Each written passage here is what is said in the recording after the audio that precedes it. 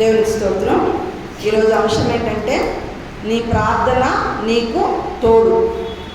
మనము మన పిల్లలకి బాగా బంగారము, వెండి, ఆస్తిపాస్తులు, పొలాలు, ఇల్లులు ఎన్నెన్నో ఇస్తాం, ఇవ్వాలని కోరుకుంటాం. జీవితకాలం అంతా ప్రయాసపడతాం ఆస్తిపాస్తులు సమకూర్చి పిల్లలకి ఉంచుకోవాలని.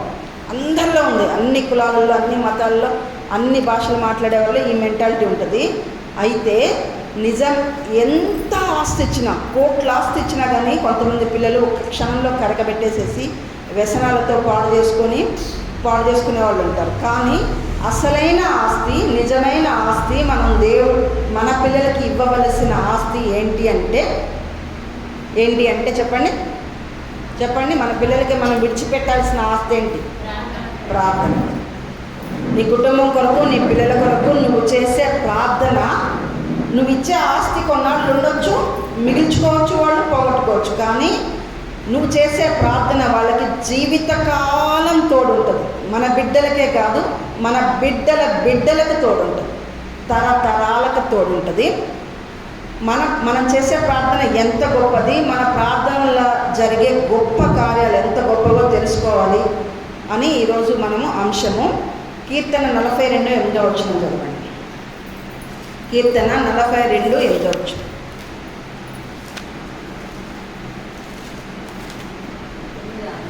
42వ కీర్తన 8వ చరణం అంటారు.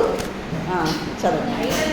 ఆయనను పగటివేళ యెహోవా,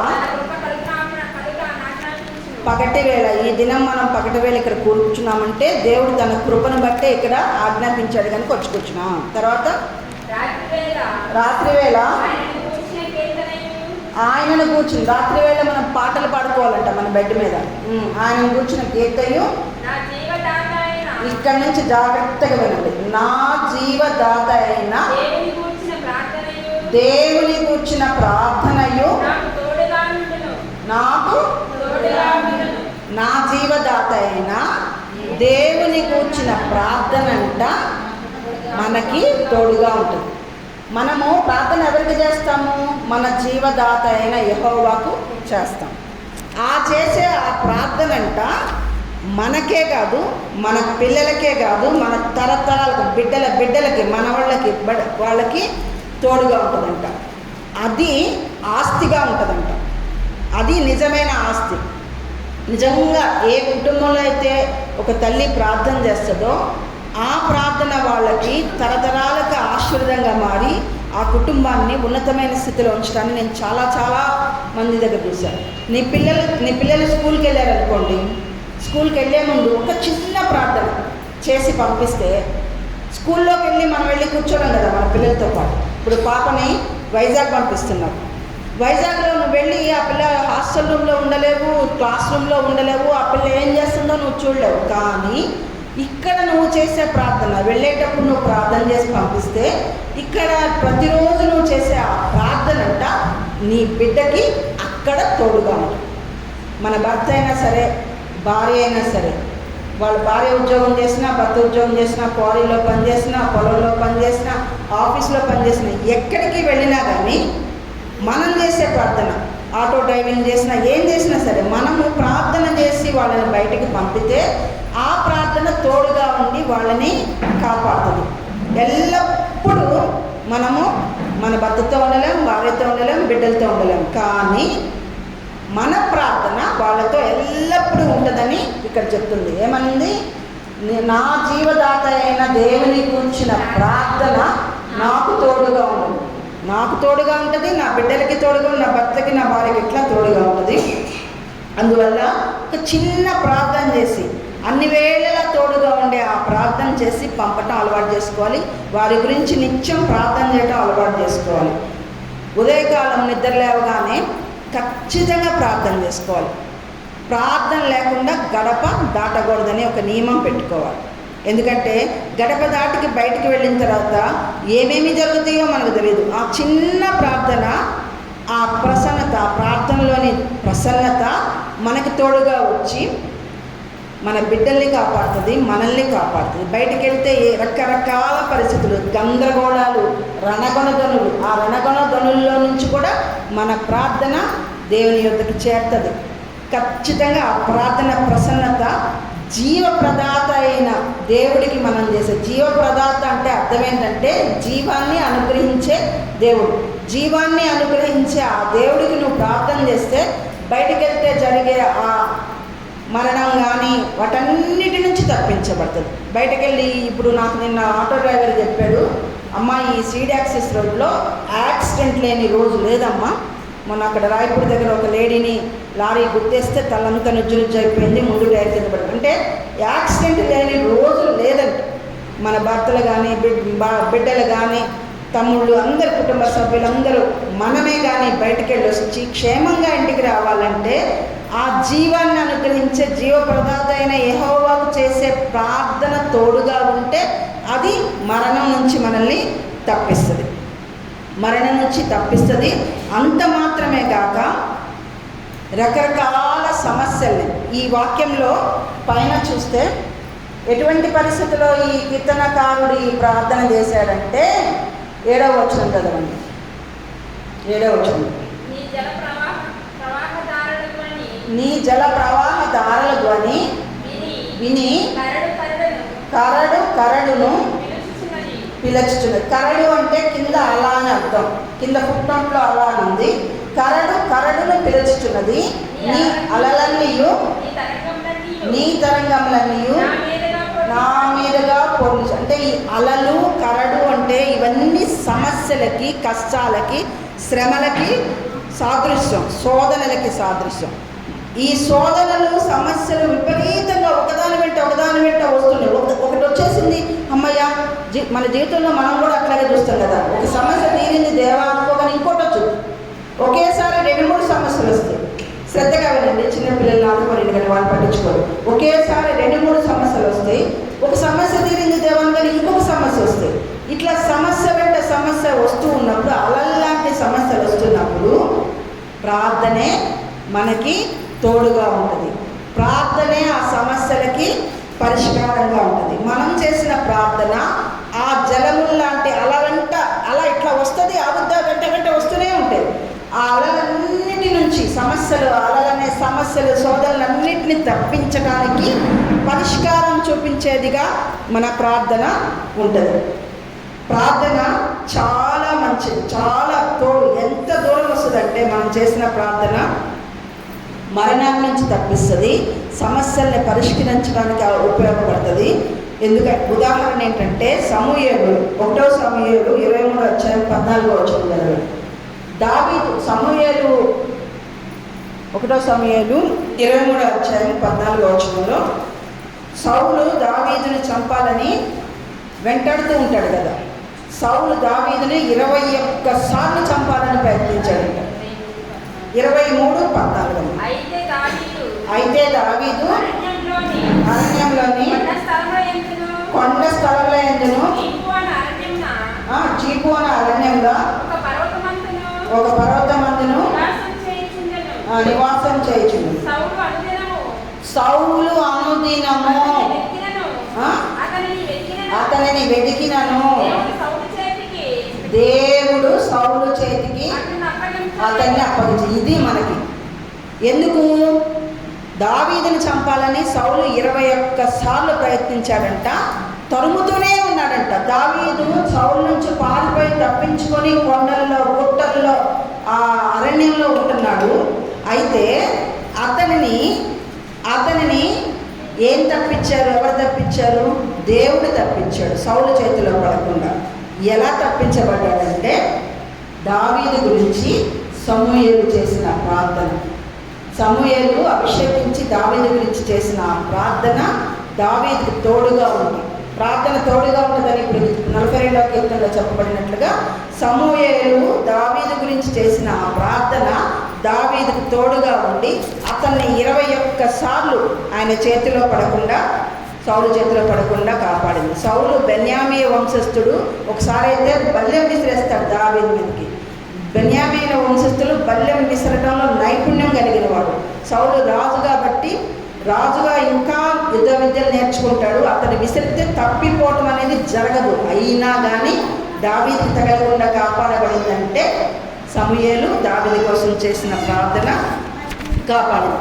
ప్రార్థన అంత ఇంపార్టెంట్. అలాగే సమూయేలుని బాలుడుగా ఉన్నప్పుడు ఆయన తల్లి అన్న తీసుకొచ్చి పసిబిడ్డ పాలు విడవగానే తీసుకెళ్ళి ఆలయంలో వదిలేసి వెళ్ళిపోతుంది. అప్పుడు ఆ బిడ్డకి తండ్రి అయిన ఎల్కానా తోడులేడు, తల్లి తోడులేదు. కానీ పరిస్థితులు చూస్తేనేమో ఏలీ కుమారులు పరమ దుర్మార్గులైన ఏలీ కుమారులు ఉండే చోట పసిబిడ్డని ధైర్యంతో వదిలేసింది. ఎంత ధైర్యంతో వదిలేసిందంటే, మనమైతే వదులుతాం అట్లా మన బిడ్డని? పాలు మర్చిపోయిన 2-3 ఏళ్ల బిడ్డని దుర్మార్గులైన ఏలీ కుమారు ఫీనిహాసు ఇంకొక అతను ఉంటాడు కదా, వాళ్ళ మధ్య వదిలేసింది. వాళ్ళు దుర్మార్గ పనులు చేసే వాళ్ళ మధ్య వదిలేసింది. ఎందుకు వదిలేసిందంటే ఆమె ప్రార్థన ఆ బిడ్డని కాపాడుతుంది, దేవుడు కాపాడుతాడు నమ్మకంతో వదిలేసింది. మనం కూడా మన పిల్లలు ఎక్కడికి వెళ్ళినా, విశాఖపట్నం వెళ్తే నీ ప్రార్థనే నీ బిడ్డని కాపాడు, నా బిడ్డ బాంబేలో ఉన్నాడు, మన ప్రార్థన మన బిడ్డని కాపాడుతుంది అనే నమ్మకంతో మనం ధైర్యంగా ఉండాలి. ఎందుకంటే సమూయేలుని దేవుడు కాపాడాడు. ఎందుకు? అన్నమ్మ చేసిన ప్రార్థన బట్టి సమూయేలుని కాపాడు. మన బిడ్డలు ఎల్లప్పుడూ మనతో ఉంటారా? కొంచెం ఎదిగిందాక 5-6 ఏళ్ళు ఉంటారు. 5-6 ఏళ్ళు అవగానే స్కూల్కి వెళ్తారు, ఆ తర్వాత కాలేజ్కి వెళ్తారు, ఆ తర్వాత ఉద్యోగాలకి రకరకాల ఇవాళ రేపైతే ఇంగ్లాండ్కి, అమెరికాకి, దుబాయ్కి ఎక్కడెక్కడికో వెళ్ళిపోతున్నారు. ఇప్పుడు కూతురు ఉంటే అత్తగారింటికి వెళ్ళిపోతుంది.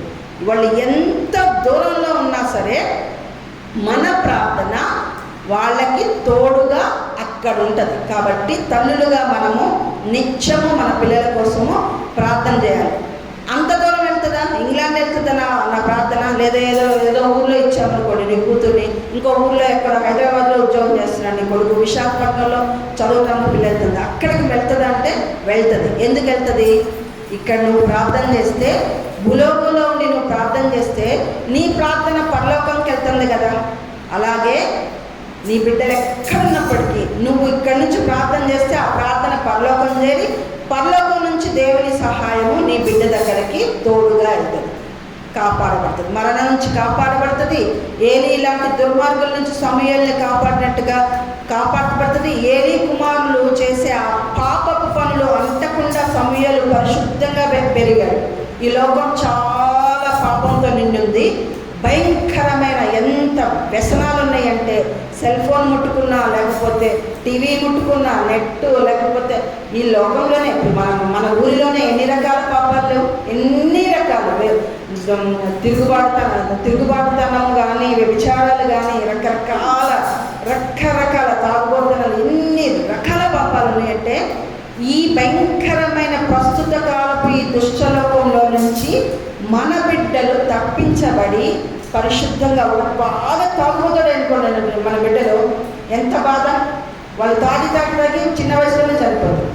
అందుకని ఈ పాపము, ఈ బురద, ఈ లోకంలో ఉన్న మకిల మన బిడ్డలకు అంటకుండా పరిశుద్ధంగా ఉండాలంటే మన ప్రార్థన మన బిడ్డలకి తోడుగా ఉండాలి. కీర్తన 42:8 ఏం చెప్పారు? నా జీవదాత అయిన దేవునికి నేను చేసే ప్రార్థన నాకు తోడుగా ఉంటుంది, నా పిల్లలకి తోడుగా ఉంటుంది. కాబట్టి మన ప్రార్థన మన బిడ్డలకి తోడుగా ఉండాలి. మన ప్రార్థన ఈ లోకంలో ఉన్న బురద, పాపము మన బిడ్డలకి అంటకుండా ఉండాలంటే మనం ప్రార్థన చేయాలి. నీ పిల్లలకి నువ్వు ఇచ్చే గొప్ప ఆస్తి, మళ్ళా చెప్తున్నాను, ప్రార్థనే. పెద్ద పెద్ద ఇల్లులు, బిల్డింగులు ఇవి కాదు, నీ ప్రార్థన. దీనికి నేను ఒక చిన్న ఉదాహరణ చెప్తాను. ఇప్పుడు మమ్మల్ని పెంచిన తల్లి వాళ్ళ తల్లి మిరియమ్మ ఈ ఐనేల్లో ఉండేవాళ్ళు. గొప్ప ప్రార్థన పడ్డారు, మంచి ప్రార్థన పడ్డారు. ఆమె భర్త పెద్ద మంచోడు కాదు మళ్ళీ, కానీ ఆమె బిడ్డ చెడిపోవడానికి పరిస్థితులు వచ్చినా, చెడిపోయే పరిస్థితి వచ్చినా తప్పించబడి బాగుపడ్డాడు. ఇప్పుడు దేవుని సేవ చేస్తున్నాడు. మా అమ్మ కొడుకు, మా చిన్న తమ్ముడు సర్వనాశనం అయిపోవాల్సినాడు, భ్రష్టుడైపోవాల్సిన, రౌడీలతో తిరిగాడు హైదరాబాద్లో. వాడిప్పుడు తప్పించబడి దేవుని సేవలో ఉన్నాడు, 2 లక్షలు సంపాదించుకున్నాడు. అలాగా ఎందుకు? మన ముందు తరాల తల్లులు చేసిన ప్రార్థన మన తరతరాలకే వస్తుంది. మన ముందు తరాలలో ఒక వ్యక్తి దేవునికి సమర్పించుకుని ప్రార్థన చేస్తే వారు చేసిన ప్రార్థన తర్వాత బిడ్డలకి తోడుగా ఉండి ఆ బిడ్డలని ఈ పాపంలోకి పడకుండా కాపాడుతుంది. పాపంలో పడకుండా కాపాడుతుంది, మరణంలో పడకుండా తప్పిస్తుంది. ఎందుకంటే ఆయన జీవప్రదాత, జీవం అనుగ్రహించే దేవుడు కాబట్టి మరణాన్ని తప్పిస్తుంది, పాపాన్ని తప్పిస్తుంది. సమస్యలు వస్తే ఆ సమస్యలన్నిటినీ ఎదుర్కొని, శోధనలు వస్తే ఆ సమస్యలకి పరిష్కారంగా మన ప్రార్థన ఉంటుంది. శోధనలు వస్తే ఆ శోధనలకి ఎదుర్కొని నిలబడి జయమిచ్చే విధంగా మన ప్రార్థన ఉంటుంది.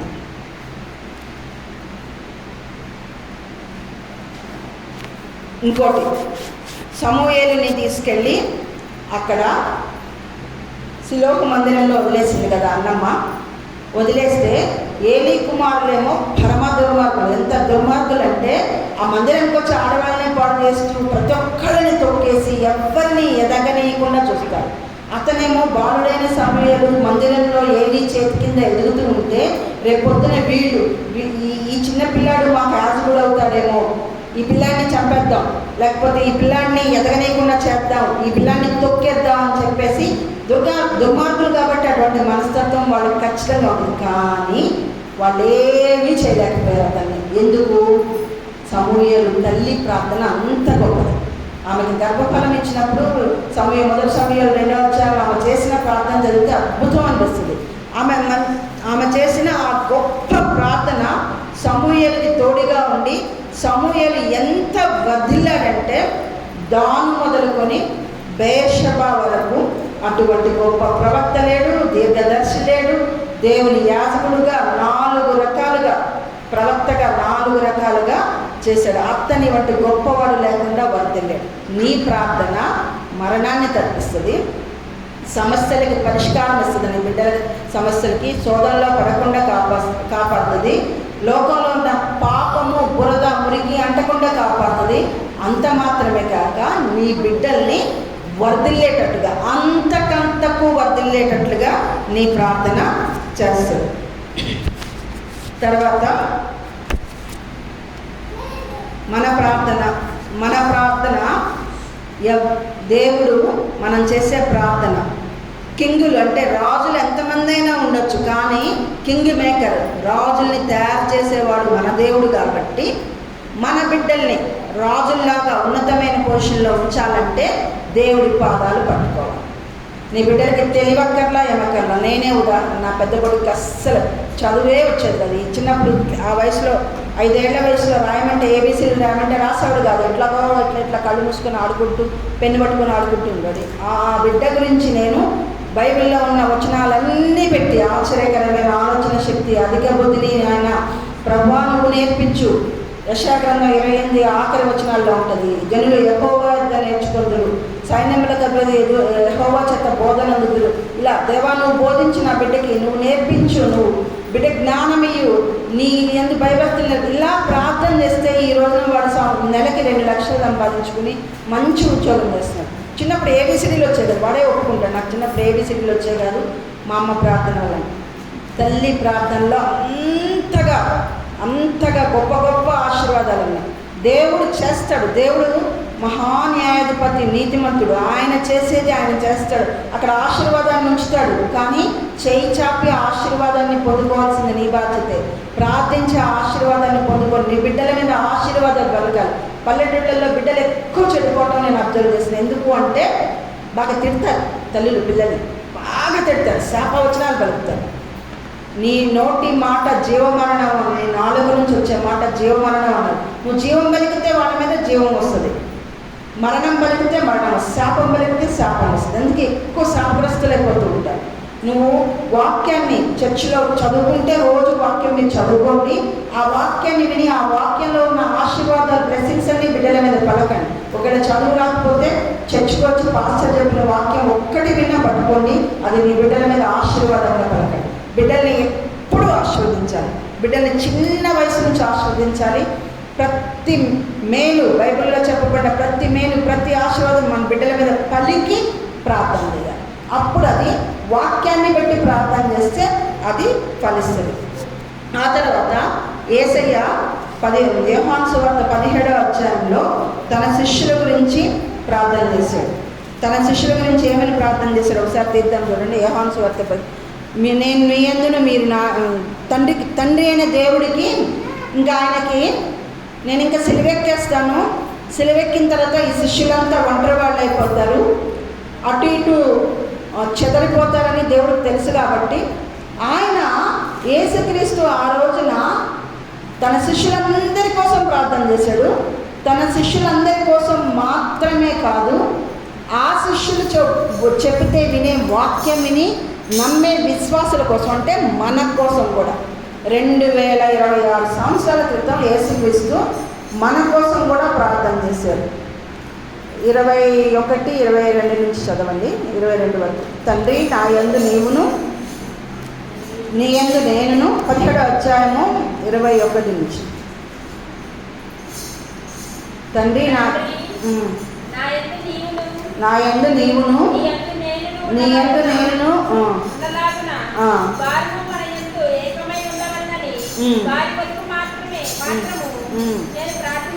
వారి కొరకు అంటే శిష్యుల కొరకు మాత్రమే కాదు నేను ప్రార్థించేది, వారి వాక్యం వల్ల, ఎవరు శిష్యులు చెప్పిన ఈ వాక్యం ఈ బైబిల్ వలన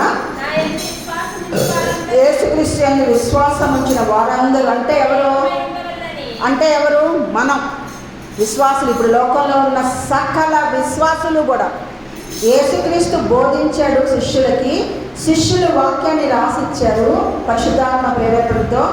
ఆ వాక్యాన్ని బట్టి యేసుక్రీస్తు నందు విశ్వాసం ఉంచిన లోకంలో ఉన్న సకల విశ్వాసులు మనతో సహా వారు కూడా చదవండి. ఏకమై ఉండాలి, తండ్రితో ఏకమై ఉన్నట్టుగా కుమారుడితో ఏకమై ఉండవల్లని వారి కొరకు 2000 సంవత్సరాలు 26 సంవత్సరాల క్రితమే యేసుక్రీస్తు నీ కోసం నా కోసం ప్రార్థించాడు. ఆ ప్రార్థనని బట్టి ఆ ప్రార్థన మరి ఫలించిందా చూద్దాం రండి. ఆ ప్రార్థన ఫలించిందా? శిష్యులు ఏకంగా ఉన్నారా? అపొస్తలుల కార్యము 1వ అధ్యాయం 14వ వచనం చూడండి.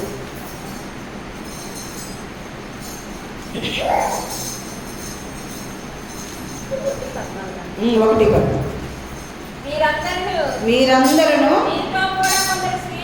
వీరితో కూడా కొందరు స్త్రీలను వీరందరూ అంటే శిష్యులు అపొస్తలులు అందరూ, వీళ్ళందరూ వారితో కూడా కొందరు స్త్రీలు, యేసు తల్లి అయిన మరియ ఆయన సహోదరులంతా ఏక మనస్సుతో అంటే యేసుక్రీస్తు అన్ని సంవత్సరాలు అంటే వీళ్ళు యేసయ్య చనిపోయింది, యేసయ్య తన శిష్యుల కోసము ఆ శిష్యులు చెప్పే వాక్యాన్ని విశ్వసించే మనందరి కోసం అడ్వాన్స్గా ప్రార్థన చేశాడు. ఆ తర్వాత సిలువెక్కాడు, సిలువలో మనందరి కోసం బలియాగం అయ్యాడు. పిల్లల్ని చూడకండి అమ్మ శ్రద్ధగా, సిలువలో మనందరి కోసము బలియాగం అయ్యాడు, చనిపోయాడు, తిరిగి లేచాడు, తిరిగి ఆరోహణమయ్యి పరలోకం చేరాడు, మనకి గొప్ప రక్షణ తెచ్చాడు. విశ్వసించిన మనం ఏది ఎక్కాలి, జస్ట్ యేసే చేసిన గొప్ప బలియాగాన్ని అంగీకరించి విశ్వసించిన మనకు అందరికీ రక్షణ కలుగుతుంది. ఆ రక్షణ కలిగిన మనందరి కోసం ఆయన ప్రార్థన చేశాడు. శిష్యులు ఒంటరి వారు కాకూడదని ప్రార్థన చేస్తే శిష్యులంతా మేడ మీద గదిలో తల్లి అయిన మరియతో అందరితో కలిసి ఉన్నారు. ఆ తర్వాత అపొస్తలుల కార్యం 4వ అధ్యాయం 32వ వచనంలో విశ్వసించిన వారందరూ అని అంటారు చూడండి. అప్పుడేమో శిష్యుల కోసం చేశాడు ప్రార్థన. అమ్మా పిల్లని దగ్గర పెట్టుకోండి. విశ్వసించిన వారందరూ ఏక హృదయంతో ఏకాత్మయ గలవారై ఉండిరి. ఎవరిను చాలా అయితే యేసయ్య ఆ 17 యోహాను సువార్త 17వ అధ్యాయంలో చేసిన ప్రార్థన శిష్యులందరూ ఏక మనసుతో కలిసి మేడగదిలో ప్రార్థన చేసే విధంగా మనసుతో ఏకాత్మతో ఉండే విధంగా చేసింది. అంత మాత్రమే కాదు, వాళ్ళు చెప్పిన వాక్యాన్ని విని సువార్త పరిచర్య జరిగించిన తర్వాత అపొస్తలుల కార్యంలో పేతురు బోధ చేస్తే 3,000 మంది 5,000 మంది 10,000 మంది ఇంచుమించు 10,000 మంది రక్షించబడినప్పుడు ఆ విశ్వసించిన వారందరూ కూడా ఏక మనసుతో ఏకాత్మతో కలిసి ఉన్నారు. అంటే యేసయ్య యోహాను సువార్త 17వ అధ్యాయంలో చేసిన ప్రార్థన నెరవేరింది కదా. ఎన్ని సంవత్సరాలు కొనసాగింది? అప్పుడు శిష్యులకి వెంటనే వెంట తోడుగా ఉండింది. ఇప్పుడు ఇన్నేళ్ల తర్వాత ఇన్నేళ్ల తర్వాత, ఇన్ని వేల సంవత్సరాల తర్వాత మనకి యేసయ్య ప్రార్థన తోడుగా ఉందా లేదా చెప్పండి. విశ్వసించిన మనకందరికీ ఉంది కదా. అలాగే నువ్వు కూడా, నేను కూడా మన కోసం మనం ప్రార్థన చేసుకోవాలి. అమ్మలాగా నా కోసం కాదు, మీకోసం, మీ పిల్లల కోసం ప్రార్థన చేయండి, వాళ్ళ కోసం అడగండి అని యేసుక్రీస్తు చెప్పాడు. సో అలాగ మీరందరూ, మనమందరం కలిసి మన ప్రార్థన చేస్తే మన బిడ్డల బిడ్డల బిడ్డల తరతరాలకి ఆ ప్రార్థన తోడుగా ఉండదని 42వ కీర్తన 8వ వచనంలో చెప్పబడింది. అబ్రహాము తండ్రి అయిన దేవుడికి తన పెద్ద కుమారుడు అంటే హాగర్ ద్వారా, దాసి ద్వారా పుట్టిన ఇష్మాయేలు కోసం ఇష్మాయేలుని నీ సన్నిధిలో బ్రతకనీయమని బ్రతిమాలుకుంటాడు. చిన్న ప్రార్థనే, దేవా ఇష్మాయేలుని నీ సన్నిధిలో బ్రతకని అని చిన్న ప్రార్థన, ఒక్క సెంటెన్స్లో చేసిన ప్రార్థన ఎన్ని తరాలకు వచ్చింది తెలుసా? ఇప్పుడు ఇష్మాయేలు ద్వారా అరబ్ కంట్రీస్లో ఎన్ని దేశాలు ఎంత రిచ్గా, వాళ్ళకి ఆయిల్ పడి ఎంత రిచ్గా, ఎంత ఐశ్వర్యవంతులు అంటే అరబ్ కంట్రీస్లో 12 మంది రాజులు వచ్చారంట ఇష్మాయేల్ ద్వారా. సో అబ్రహాం చేసిన ప్రార్థన ఎన్ని తరాల తర్వాత కూడా ఫలించింది. మీరు చేసే ప్రార్థన మీ బిడ్డలకి తరతరాలకి ఫలిస్తుంది. అలాగే సంఘం కోసం కూడా ప్రార్థన చేయాలి. స్త్రీల మీటింగ్కి 1-2 వస్తున్నారు, అమ్మో టైం అయిపోతుంది, 1 గంటకి వెళ్ళిపోవాలి. ప్రార్థన భారం ఉన్న వాళ్ళు ఎవ్వరు అనలేరు. ప్రార్థనలో ఉంటే ఇక టైం తెలియదు. పరమగీతంలో ప్రేమకు ఇష్టమగువంత వరకు నన్ను లేపకుండా కలత పెట్టకుండా ఉండండి అని షూలమితి కోరుకుంటుంది. ప్రేమకి ఇష్టమగు వరకు అంటే పరిశుద్ధాత్మగా ప్రేరేపిస్తూ ఉంటే ఆ ప్రార్థనలో మునిగిపోతే మనకి టైం తెలియదు, లోకం తెలియదు. అలాగా భారంతో నీ కుటుంబం కోసం, నీ బిడ్డల కోసం, నీ బంధుమిత్రుల కోసం, సంఘం కోసం ప్రార్థన చేస్తేనే ఆ సంఘం కూడా ఏక మనసుతో ఉంటుంది, విడిపోకుండా ఉంటుంది, చెదరిపోకుండా ఉంటుంది. ఒక వ్యక్తి రక్షించబడాలన్నా, ఒక కుటుంబం రక్షించబడాలన్నా, ఒక కుటుంబం ఐక్యంగా ఉండాలన్నా, ఏకంగా ఉండాలన్నా, చెదిరిపోకుండా, విడిపోకుండా, ఇవాళ రేపు భార్యాభర్తల మధ్య విపరీతంగా విడాకులు అవుతుంది. ఎందుకు? ఆ తల్లిదండ్రులు ప్రార్థనలు చేయట్లేదు వాళ్ళ కోసం. తల్లిదండ్రులు, నేను నా బిడ్డలిద్దరికి పెళ్ళిళ్ళు అయితే నేను ఫస్ట్ చేసిన ప్రార్థన ఏంటంటే, దేవా నా కొడుకుకి కోడలకి ఏక మనస్సుని, ఏకాభిప్రాయాన్ని అనుగ్రహించండి. వాళ్ళు ఒకరినొకరు గౌరవించుకోవాలి, ఒకరినొకరు నమ్మాలి, ఒకరినొకరు ప్రేమించుకోవాలి. వాళ్ళు ఇరువురు కలిసి నిన్ను ప్రేమించాలి, నేను భయభక్తులు కలిగి ఉండాలి. ఈ ప్రార్థన అలా జరిగితే విడాకులు ఉండవు. సో ఏ సంఘంలో అయినా సరే ఎక్కువ ప్రార్థించే స్త్రీల రోదనం చేయ స్త్రీలను లేవనెత్తుడి అని చెప్తుంది. యెహోవాను విశ్రమింపనీయకుడి, మీరు విశ్రమింపకుడి అని వాక్యం చెప్తుంది. మరి మనం ప్రార్థన చేస్తున్నామా? ఇంట్లోనే ఏం తిన్నామా, తెల్లారిందా, అయిందా, ఏదో వండుకున్నాం, ఇట్లా ఉంటున్నారు స్త్రీలు. ఎంత జాగ్రత్తగా, ఏ కుటుంబం కట్టబడాలన్న స్త్రీ కుటుంబాన్ని ఎట్లా పడితే అట్లాగా ఉంచుకోకూడదు. చాలా సిస్టమేటిక్గా, పద్ధతిగా బిడ్డనే పెంచుకోవాలి.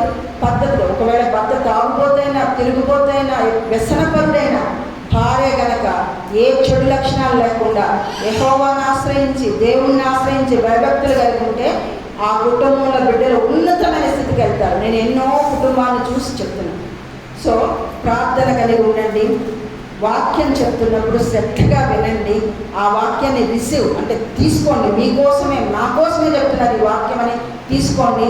ఆ వాక్యం ప్రకారము ఇంట్లో ఇంప్లిమెంట్ జీవించండి. ఆ వాక్యం ప్రార్థన చేయండి అని ఈరోజు ఏం చెప్పాను నేను? మీ ప్రార్థన, మీరు మీ పిల్లలకి ఏ ఆస్తిపాస్తులు ఇచ్చినా ఇవ్వకపోయినా పర్లా, అవి తొలగిపోయేది. నిత్యమైన ధననిధి పరలోకంలో కూడా ఉండేది మీ ప్రార్థన. మీ బిడ్డలకు ఆస్తి. మీ ప్రార్థన మీ బిడ్డల్ని మరణం నుంచి జీవదాత అయిన యెహోవాకు ప్రార్థన చేస్తారు కాబట్టి, రక్షణకర్త అయిన యేసయ్యకి చేస్తారు, యేసయ్య నామం పాలన చేస్తారు కాబట్టి మీ బిడ్డల్ని, మిమ్మల్ని మరణం నుంచి తప్పిస్తుంది, సమస్యలను పరిష్కరించే శక్తి ఇస్తుంది, శోధన జయించే శక్తి ఇస్తుంది. తర్వాత మీ బిడ్డల్ని ఉన్నతంగా అంతకంతగా అభివృద్ధి పరుస్తుంది. తరతరాలకు మీ ప్రార్థన కొనసాగుతుంది. ఒక్కరోజుగా తరతరాలకు మీ ప్రార్థన మీ బిడ్డలకి తోడుగా ఉన్నది. మీ బిడ్డలు ఎంత దూరదేశంలో ఉన్నా, కాలేజీలో ఉన్నా, స్కూల్లో ఉన్నా, ఎక్కడున్నా సరే మీ ప్రార్థన వాళ్ళకి తోడుగా ఉండి వాళ్ళని రక్షిస్తుంది, కాపాడుతుంది, దేవుని కృప పొందుకొని ఉన్నతంగా ఎదిగే పరిస్థితికి తీసుకొస్తుంది. కాబట్టి దేవుడు అలాగనే మిమ్మల్ని అందరినీ దీవించును గాక, మిమ్మల్ని అందరినీ ప్రార్థనా పనులుగా చేయను గాక. ప్రత్యక్షపరచబడిన చెప్పబడిన ఈ వాక్యాన్ని పట్టుకొని ఆ వాక్యం ప్రకారము పట్టుదలతో ప్రార్థించి గొప్ప కార్యాలు మీ సంఘంలో దేవుని సహాయం ద్వారా పొందుకోవాలి, మీ కుటుంబాల్లో పొందుకోవాలి, మీ బిడ్డల జీవితాల్లో పొందుకోవాలని కోరుకుంటున్నాను. దేవుడు అలాగే మనందరినీ దీవించుగాక.